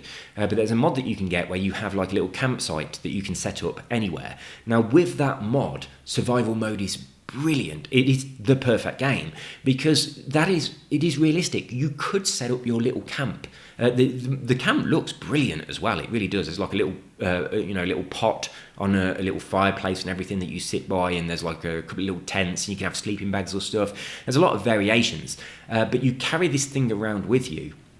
When you set it up, you can then save. Which means that if you are going towards something that is going to be seriously dangerous, it's not really annoying that you then have to walk all the way across the map again, which just gets boring and tedious. So there's two mods that I use. I use that one, which makes the game, in my opinion, a lot more realistic and a lot less annoying. If something kills you, like you accidentally stand on a mine that you didn't notice was there, but you've just walked miles across the map to get to somewhere and gone through loads of fights on the way, and your last save point was right at the other end of the map, that is bloody annoying, and it wastes a lot of time. Now, this campsite stops that from happening, so I use that mod if I'm on survival. The other mod that I use is realistic headshots. And what this does is it means that you can one-shot kill an enemy if you shoot them in the head. But it also means that they can one-shot kill you in the head, but you can't do it on things like robots or things like a Deathclaw, which would be able to take several bullets to its head. But if it's just like a human and you shoot them in the head with your sniper rifle, they should die. Now, on normal survival mode, they don't. But with this mod, realistic headshots, they do die, but so do you. But that's good, because you should die if someone shoots you in the head with one bullet. You should. And so should they. So I've played it on survival with those two mods, and the game is absolutely brilliant. But obviously, if you're using mods, it disables all your achievements. I don't really care about achievements, but a lot of people do. But without achievements, survival mode is an absolute pain in the arse, because you just spend most of your time doing a hell of a lot of walking and then doing it again because something's just killed you. Like a rabid mole rat will just leap out from the ground and you'll be like, whoa, not expected it, and you'll die, and you'll be like, oh my god, I'm all the way back up at Sanctuary now, and I've been walking for miles. It's a nightmare. But yeah, those two mods, they're really good. There's some more mods as well. Excuse me. The other ones that I really like are the season ones, where you can change to like spring or winter. It totally changes the feel of the game. It really does. So if you haven't played Fallout 4, or if you're sick of Fallout 76 and all of its problems, then get on Fallout 4, put it on survival mode, and download that campsite mod and that headshot mod. And the game, you'll love it. The game is brilliant. But this stuff with the ammunition factory and all that kind of stuff, it just adds an entirely new element to the game that is a lot of fun. Now, one of the things that are included in these downloads that I've not used, that I intended to, but I didn't, there's like a ball wrap, like a track, and you can make a ball roll down this track, and then you can make it do different things, like set off like electrical switches and things, and set off fireworks and all sorts of different stuff like that. And you can, these ball tracks have got like different angles and things, and you can set up like crazy like contraptions. And I wanted to do that, I didn't. There's another little thing in there. I'm not sure if this is in the main game or not. but it's like a cannon that you can just drop stuff into. So it's really good, and then it shoots the thing out. So one of the things that is great fun to do is to set up a trap that traps the gunners or the raiders, and then you have a thing set up that automatically kills them, and then they go along conveyor belts and they drop into this thing that shoots them up into the sky. And you stand there with your shotgun, shooting the whatever it is that's just been catapulted up into the sky. It's a lot of fun. The game is just brilliant. If you haven't played it, it is so worth playing. Even if it's not your type of game, from the very beginning, you'll be like, oh my God, this is different. This is something new. And as I say, that part at the beginning where you are choosing the sex of your character and you're sculpting your character's face, it's really good as well. You can like pull the cheeks around and everything. It's very similar to The Sims in the way that you make your character. It's not just like choose one of these options. You choose an option to start with and then you sculpt it like clay. So you can actually sculpt yourself if that's what you want to do. I mean, it's not completely unlimited, but it is very flexible. It's very, very good. So yeah, I have spent many hours sculpting my face on Fallout. Now, fortunately with Fallout, if you've got it and you don't like it, you can change it later in the game once you've met the person who can do cosmetic surgery and all that kind of stuff. So it is possible to do it later in the game, so you don't need to start over if you're not happy with your character. But I have many times started a game right from the beginning simply because I've decided that I don't like my eyebrows or something like that. I'm very particular about the way my character looks, and if they don't look right, I just can't continue. So yeah, that is important to me. Right, let's crack on. This is only going to be a 2-hour video, which is short for one of these, but long for any other video on YouTube. Thank you, it works. Yes, it does. This is if you do play Fallout, there is a glitch that you can do that enables you to duplicate stuff, and there's also a little bit of hack that you can do that enables you to get over maximum stats right from the beginning. I've got videos on those things, and what this video here is the glitch is quite hard to do, the movement you have to do on a controller. So I've got a video of me actually holding my controller, showing the movement that you have to do the duplication glitch. And I mean, yes, it's cheating, but you have to build your settlement, and you run out of things like glass. And you're building walls and they've got windows in them and it needs glass, and it's really bloody annoying when you run out of something that is a basic building material and you can't finish building this thing that you've got in your mind that you want to build.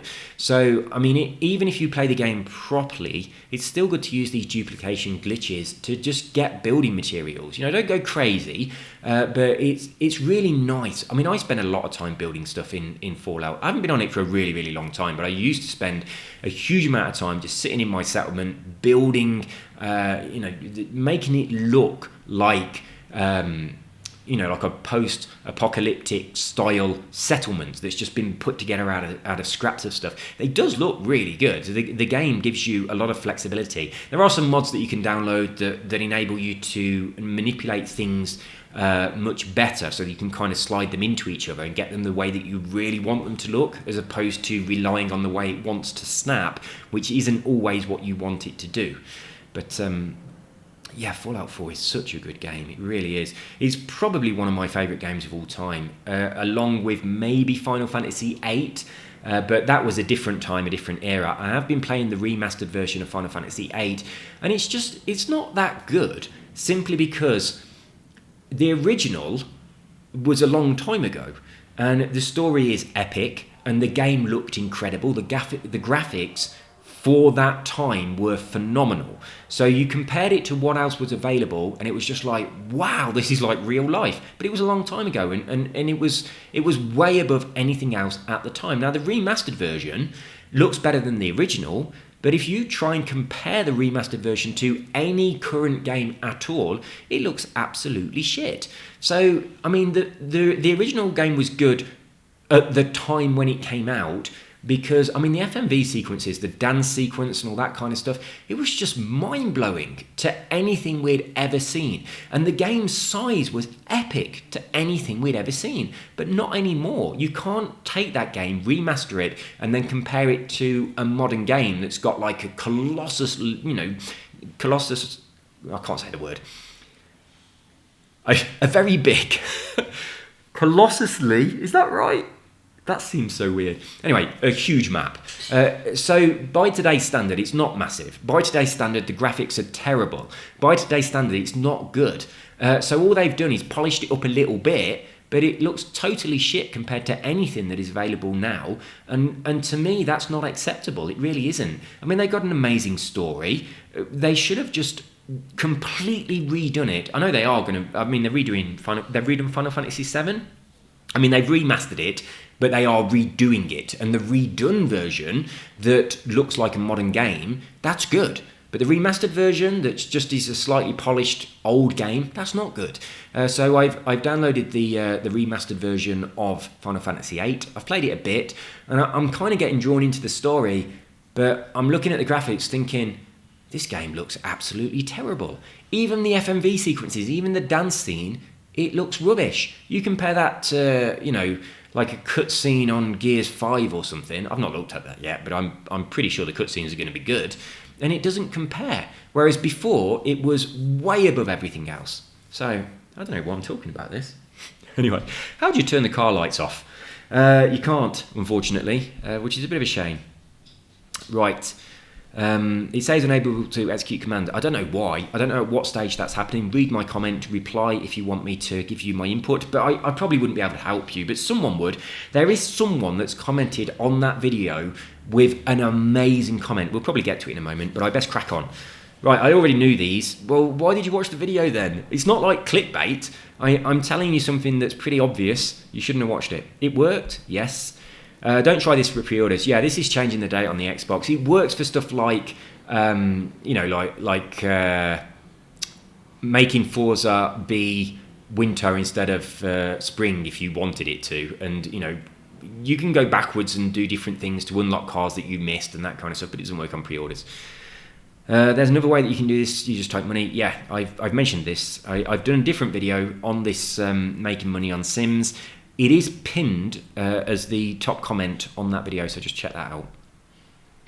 Does it work for Apex? I don't know. If that's talking about pre-orders, then it's not going to work. Does it work for Apex? I don't know. If that's talking about pre-orders, then it's not going to work. Apex, by the way, well, I really don't know, but if that's talking about pre-orders, then it's not going to work. Right, thank you. I'm going to make 2,700,000 credits. Why? Why specifically that amount? There's loads of ways of making credits. Buying and selling these barn finds is a way of doing it, but if you're buying them from auction, then the perks might have been taken. So do bear that in mind, but you can snap them up really, really cheap anyway. 2 minutes 16. This is going to be a reflection in my TV of me using my ironing board to balance my phone on so that I could record my television, because I needed to show you stuff going in and out the game, which at the time my capture couldn't do that. So I had to get a bit ghetto. Whereas now my capture card can capture the dashboard, so I could remake that video and do it nicely. In fact, I might have remade it. I've made this video several times because I improved the glitch. I think I made a version that was in October of last year or something. A couple of people had commented. That gave me a few better ideas. I tried them out, they worked, and I sort of improved it a little bit. Right then, this is going to be the same. Oh yeah, I did say, you love my ghetto ironing board tripod. So same thing here. At the time when I was making this video, I couldn't capture out of the game. You're cool. Well, thank you very much. I appreciate you thinking so. Right, this works. Well, I assume that's what they mean by just saying work. Or did they mean get to work? You lazy YouTuber. Right, you are a gentleman and a scholar. Thank you very much. Why are you a girl in the game when you are a boy? I'm not really a boy. I'm a man. But I've gone through this already. It honestly surprises me that so many guys play guys in games as opposed to playing girls. If it gives you an option, I go with whichever one looks the best. On Division, that's a guy. On Forza, it's a girl. This still works? Yes. Oh, hang on. Changing the date still works, but on some games it works, on some games it doesn't work. So it's a very, very temperamental thing. Some games know what you're doing, they're wise to it, other games don't. How do you add police lights to your car? No. Right, thanks for your comment, no idea what you're talking about. I thought there was a Ford Capri Forza edition. There is, but it's not in the gift car. But I did notice that the Forza ID... The Forza AD Corporate Edition is now available on the Spring challengey things. There is something that you do on Spring, it's just clicked over, and the reward is the Forza Edition Forza, Jesus Christ, the Capri. Come on, Filippo, come and sit on Daddy's lap. There we go. Right, look at this. Look at this microphone. Do you want to try and eat it? See, give it a kiss. Lick. No, you're just going to give it a sniff. Does it smell like Daddy's breath? Right, let's have a look. So yeah, if you haven't got the Capri Forza Edition, it is currently available by doing, I can't remember what it is, but do something to do with the Spring thing. It's in there. I've been away for quite a long time, so you've probably all got it by now in some easy... They probably gave it to you, like that other car that they made really hard to get, and then they gave it away after some people had really struggled to get it. Right, I'm getting auction creation failed. I don't know how you fix this or what the problem is. It might be something to do with a dodgy connection or something like that. I really don't know. Right, so free money cheat. Right, this here, what they're saying, is exactly what my other video shows. But watch that other video because there's a weird glitch in there. I've mentioned it already. Not going to do it again. Plus, they don't fucking buy them. Yeah, you're right. Why would people buy them? The only people that buy them are people that are looking for the credits in them. So, I mean, the only reason... You can't delete them from your garage. So the barn finds, you can't just trash them. So I did say on the video, trash these cars, don't sell them, but you can't actually trash them, which is really bloody annoying because you just end up with a load of them. But the system has changed now. And, right, what I'm saying now is true from February. It could be completely wrong now that we're in whatever month it is now. I think it's October. I'm not sure. But... what you can do is you can put them on auction and then not get them back. And then after a certain amount of time, it stops telling you to get them back and they just disappear. So that's the way it used to work. I don't know if it works like that anymore, but if you've got a load of cars that you can't sell because they're barn finds and they're clogging up your garage, then you can do that to get rid of them. Just chuck them all on auction. Some people might buy some of them. You know, if they do, you make a tiny bit of money. If they don't, then at least you've got rid of them. Still works, but can't do much without online. Mortal Kombat 11 laughs in T800. I don't know what that means, but I've got Mortal Kombat 10. I've got Mortal Kombat 11. The reason I've got Mortal Kombat 10, it's free, and it's one of the only games that my wife will play with me. And she's one of those people that have no idea what she's doing. She doesn't know which button is punch, which button is kick, or any combinations of anything. She just mashes the buttons like a lunatic on the controller. I have no idea what she's gonna do, and she kicks my ass. So it's really, she thinks she's brilliant at it, but she's not. It's just, I'm not good enough to be able to beat someone that is just a random button basher. But if I knew what I was doing, I would most definitely kick her ass. But I kind of like that she beats me because then she enjoys it and it encourages her to play the Xbox. The only other game that she plays is Peggle 2. She plays that. And she plays the Monopoly game. That's it. So Peggle, Monopoly, and Mortal Kombat 10. They're the only games that she'll go on. She's not interested in anything else at all. I don't think she even knows that games with like big long stories and all of that even exist. I don't play those sort of games, even like Tomb Raider, those kind of things. I don't play those sort of games whenever it's playing with her or a family or anything, because they're not it's not like a party game, is it? I mean, if you chuck on some dancing thing with the Kinect, everyone instantly knows what to do and they can all join in. But you can't chuck on like some epic, big long 1,000-hour story game and say, oh, do you want to go on this? That's not the way those sort of games work for someone who is a very, very, very casual gamer. But I imagine if she saw one of those type of games where there is a story, there's emotion, and there's incredible cinematic graphics and stuff, I think she'd be, I think she'd love it. But she's not good. We played that Brothers game, and she played it just a little bit with me because it's kind of like a co-op sort of thing. But she's not, she's not really ever used a controller before, only a tiny little bit. So she's not good at making the inputs that are necessary on the controller to get the character on the screen to do what you want it to do. So she's constantly looking at the controller to see which is the right button and things like that. We were all like that at one stage, but we've forgotten it because the controller has become an extension of ourselves. We don't have to look at it to know where the A and B buttons are or anything like that. We know where they are. She has to look to see where the trigger button is before she presses it. So it's like it's hard to remember that we're all once at that stage in our lives. But for someone who is at that stage as an adult because never played games as a youngster, it's very difficult to get into gaming. But I imagine if she had to go on one of the really, really big epic games that are quite cinematic, she would be like, oh my God, this is amazing. Whereas she really thinks that games are, stuff like Pac-Man and stuff like Peggle and those kind of things. That's what she thinks it's all about. And obviously she knows the car racing games and that kind of stuff. Great one, lad. What was it? Beat Unbeatable, loads of credits. So that was the same track as before. I'm not sure, actually. I'm not sure which video that is. It might be the one... I think it's the 50-lap one where they have to do all the jumps and they get all messed up. I think it's that one. But, I mean, these days you can just do a blueprint.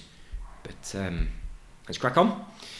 I got 75% of the achievement by accident. I was really confused. This is the new video. This is the one that people should be watching as opposed to the one that they are watching, because this one's a lot better. And also on this one, that weird thing happens where it gives me an achievement that it shouldn't. And I don't know what the situation is with that. Obviously, there's a bit of a problem. But when you cheat, it should disable all achievements. But I cheated, and then I loaded the game up. And as it was loading, it came up with a rare achievement that I shouldn't have got. Right, do you have to keep your special book in your inventory after levelling up? Oh, you don't. You don't have to keep it. You can dump them. But I would recommend hanging on to... Well, the thing is, if you've got your stats up to the absolute maximum they can be, then the special books are now worthless and they'll do nothing. As it says, do nothing when you pick them up. But you can reduce your stats. If you don't sleep for about 5 days, you don't eat or drink anything, your stats go down quite a lot. Then you duplicate special books and you pick them up, and it enables you to pick a special perk until they all get back to maximum again, until they're all back on 10. Then, once that's done, if you then sleep and eat food and rehydrate yourself, then you'll find that your stats are actually quite a lot above maximum. So if you want to get above maximum, I mean, you really don't need to, but if you want to, then you can do that. And once you've done that, the special books are utterly pointless unless you want to put them on the display. You could put them on the display on your magazine rack, so chuck one on there so that if you ever need it for something that we've not thought about, there could be a way of maybe reducing your stats again. But I'll tell you what, once the maximum is 10 that it allows you, but you can get up to I think about 18 on a couple of them. But you've got to do it all in one go. So if you manage to reduce your stats really low from not sleeping, and then you get them all back up to maximum again, so they're now over maximum, and then you later try and reduce your stats by not eating or drinking and using the drugs and alcohol, then you probably won't manage to reduce them beneath 10. So when you pick up a special book, it won't do anything because that gets capped at 10. So you've got to do all of the things that reduce your stats all at the same time. Otherwise, it's not going to benefit you. But, I mean, having everything at 10 is more than enough, really. I mean, that's crazy anyway. So you can most certainly, complete the game very easily by doing that. Right. Thanks, sexy baby. Works. Right, you're welcome. The Crimson Drag Queen. It works, yes it does. 25 auctions a day is nowhere near enough. I really don't use the auction thing anymore. Right, where are we? You still playing Forza Horizon 4? Yes, I am. But I hadn't played it for a long time. What? I have no idea what you're trying to say here. Your driver tar thick. Okay, no idea what you're talking about. Right, RMA4. I have all those numbers. Stop biting me. The dog is now licking and biting my face and ears a lot. Where are we going? 19 minutes 15.8. Right, so that's it. Oh, it's because it's the thingy bob. Right, so 19 minutes 15 seconds. Right, that's. I'm not far off that. Mine's a 20 minutes 17. This is RMA4, and I'm only 1 minute and 2 seconds behind you. Wow, in the CBR 600 as well. I like the CBR 600. Have you got Xavier's CBR 600? If you get the the sidecar expansion. I got it. Driving the sidecars is absolutely impossible and incredibly difficult, but it gives you another bike. So it gives you another CBR 600, which is actually slightly better handling than Is it Daniel Hegarty's? The one that's the one that I imagine that you've been driving. So that's the one that everyone seems to choose. So it's slightly better handling than his, and I think it might slightly better specs. I don't know whether it was better handling or a little bit faster or what, but it is better. Just a tiny little bit, but it does make a difference. Now, my 2017 was done with that one. Still a CBR 600, but obviously set up a little bit differently. So it's worth getting a download just for that. Go on the floor for a bit. Right. My dad just showed me a mousetrap being activated, and it bounced outside through the window. That's very interesting. That sounds like a pretty aggressive mousetrap. So I feel sorry for the mice in your house. I love your videos. Thank you, Simone Burnett. When someone says they love your videos, I often go and look at their channel and give them a little bit of a boost. Right, already thought of that. Then okay, fine. So I'm not saying that my videos are the first time everyone thinks of anything. Great videos and stories as well, mate.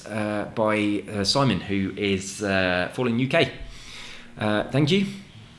Why is your Xbox menu weird? It's not weird to me. I've got two Xboxes. My Xbox One is on the black menu, the dark theme. My Xbox One X is on the white light theme. So if my menu looks weird to you, then maybe there's an update that you've not done. And maybe your Xbox looks weird to me. But I can't change it. It's the way it is. I don't really have any options. So maybe you're missing an update and you need to go and check. Does this still work? Yes, it does.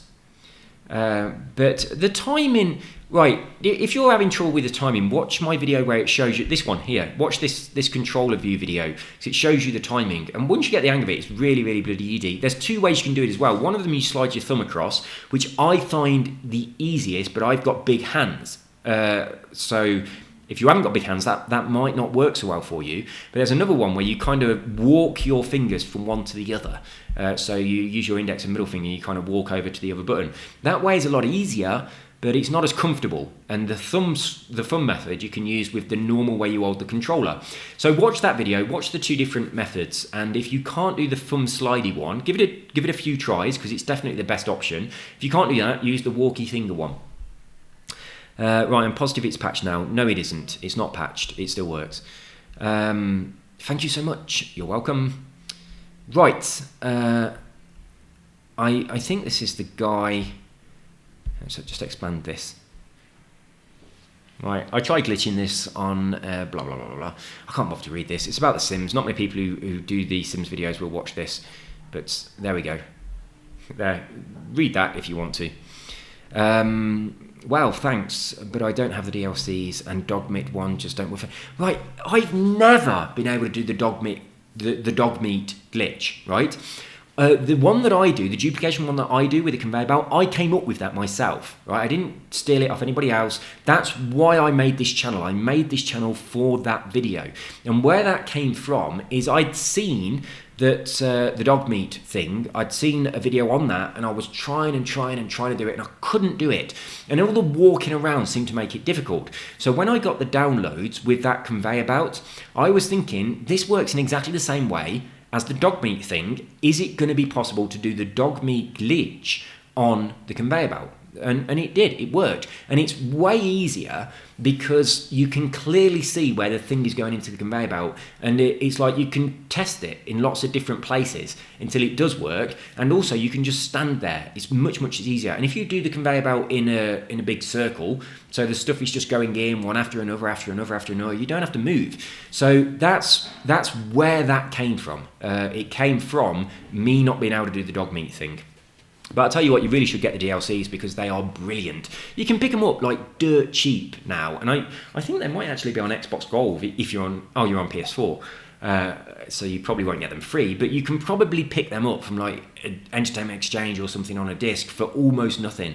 But it's so worth it. They add so much to the game. It really is. Definitely worth doing. Right. That was my own comment. Right, if you watch my lap, it's my 2017 lap on the Audi TT, the CBR 600 on the Isle of Man TT, but you watch it on double speed, it looks amazing. Right, does this still work? Yes, it does. I'm glad that I've made it down to here. This is the guy's comment that I wanted to draw attention to. Right, let's expand some of this out. Oh, it might not be this guy. It might be somebody else. No, it is this guy, because I said that's an awesome idea. If you play The Sims, then read this guy's comments. That one there, and also this one here. I'll thumbs this one up. Right, if you play The Sims, get down to the... Well, you can pause the video. Right, pause the video and read all of that. Right, good. Now, pause the video again and read all of that. Good job. And now pause the video again and read all of this. Because this guy's comment is genius. And if you play The Sims, read this and do it, because it's so good. I might make a video. Has this guy got a channel? Let's have a quick look. If they've got a channel, they should make a video saying this stuff. But if they haven't, I might make a video. Well, they've got 10 subscribers. They've got 11 now. Right, let's have a look. They've got a few videos on there, not a great deal, and they haven't got a great deal of subscribers either. What I might do, I might make a video showing what it is that they're talking about, because it's a brilliant idea, and then hopefully my video will become quite popular because I've got a lot of subscribers, and those people will then find this person's channel, and hopefully it will get this person a lot of subscribers, because the ideas that they've got here are really, really quite good. So there we go. Right, I'm going to wrap it up there because it's now 10 minutes to 9 and the school bus for Filippo could arrive at any moment. I've got to get his packed lunch ready for school and all that jazz. Right, let's just have a little quick glance, see if there's anything here that needs attention. Sorry if I missed your comment. We went back about 3 weeks. I intended to go back about a month, but it always takes longer to do these than I would like. I'm really glad that I did manage to get down to that Sims one though, because I really wanted to draw attention to that. I hope that some of the people that play The Sims also watch these comments on comments videos and not just the Forza Horizon guys. And I also apologise, for the huge gap between February and possibly October, maybe November. I'm not sure. Let me have a look. It's October. Right, the huge gap from February to October where I didn't do any of these. So a lot of people have obviously left comments on my channel during that time, and I've not commented on their comments, which is a real shame, because what I'd try and do with my comments on comments video is to go back to the last video so that I include every comment. Now, obviously, as my channel grows, I get more comments, so I won't be able to do that all the time. But I do try and do these, I'll try and do them maybe once a week if justified. So that's the end of this one. I hope you enjoyed it. Weren't many stories really, a little bit shorter than it possibly would have been, simply because I've got to get the dog ready for school, and I'm going to go to the mall as well. So I will see you all excuse me. Right, I'll see you all in the next video. Not sure what that's going to be, but it's going to be on something, and it might be later today because I'll be here on my own for a couple of hours later on today, so I might get myself on something and do a video. See you later, you take care, and bye-bye. Oh, and thanks for commenting. Also, actually, before I go, very, very quickly, I am going to try and grow my channel. So in order to do that, one of the things is the Google algorithms. So I need to adjust the way I'm doing stuff a little bit. I need to kind of focus a lot more on one game. That really helps me. If you do loads of videos on Forza, and then you do a video on something else, your recommendations go down. So it really affects your stats in a negative way. So I might try and focus this channel, I don't know, just on racing games, or possibly just on Forza, and then start putting my other content over to one of my other channels, my Kitumi one. I'm a bit undecided, but what also really, really, really helps the channel a lot is if you comment and you like videos. So please do comment and like videos.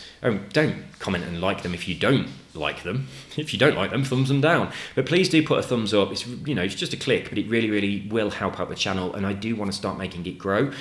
So yeah, if you watch a video, thumbs it up, and also comments, that also helps as well. If you comment a lot and if you thumbs up the videos, then what happens with the algorithms on YouTube means that when other people watch a similar video, there is a higher chance that my video will be in the list on the side, like the related videos, to be suggestions for them to watch next. So that's what it's all about, and that gets me more views, and that's going to help my channel to grow. And yeah, I'd kinda, now I've finished working on the business and I can focus on this a little bit more, I would like to make it grow a little bit. So if you could help me out by doing that, that would be absolutely awesome. And once I've started making it grow a little bit and it starts to generate a bit more revenue, because it is quite low at the moment, mainly because I've been away for a long time, I'll do like giveaways and those kind of things. Anyway, guys, that is all from me. I will see you on the next one. Bye bye.